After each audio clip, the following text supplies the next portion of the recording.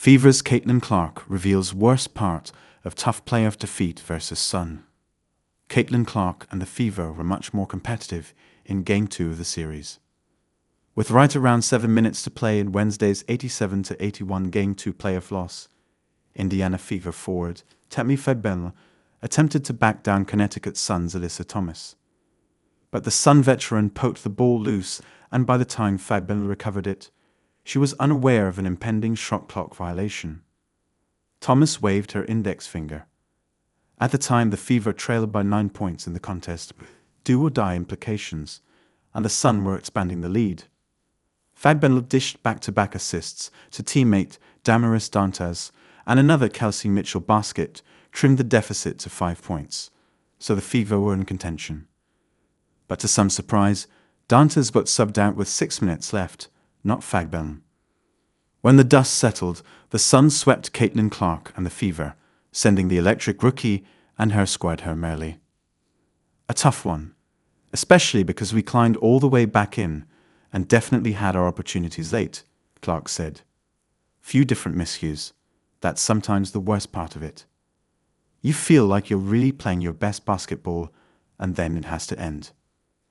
Clark led all scorers with 25 points, an improvement from Game 1. Fagbel did have the assists, but Dantas was shooting better, and frankly could shoot better beyond the arc in general. 3-pointers would come in handy for the Fever. Fagbel was also 0 for 3 on the night at the time of the sub. But about 2 minutes after Thomas shut her down, and from an identical spot on the floor, Fagbel made only her third triple this season. It was surely her biggest shot this year for the usual run-and-score transition player. Fever came close, but not close enough.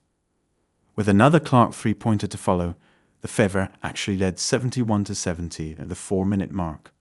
Sun guard Marina Mabrey, who scorched for 27 points in the Game 1 victory, nailed another beyond the arc to regain the Suns' lead. Yet there was Fagbel to tie it up. The Fever offense looked the best it had all night, and with Aaliyah Boston layups, led 77-75 with 2:05 to go. Win the game, Boston said afterward when coach Christy Sides asked for the reminder of the halftime message. These guys were never in a position that we couldn't win this game, Sides said. It was like an engine. We kept getting better as the game went on. We kept putting them in bad situations where they had to make decisions as it relates to when Caitlin was pushing. I don't even think we made an adjustment at halftime. We watched a couple situations that we knew we could be better at. But Mabrey's 3-point dagger, kept sharpened from Sunday afternoon, emerged with only 46 seconds to seal the Connecticut win, sweeping the Fever 2-0 in the first round of the playoffs. It sent them home for good, without the chance to host the winner-take-all Game 3 in Indianapolis Friday. After the buzzer, Fever players briefly huddled at midcourt and streamed into the tunnel.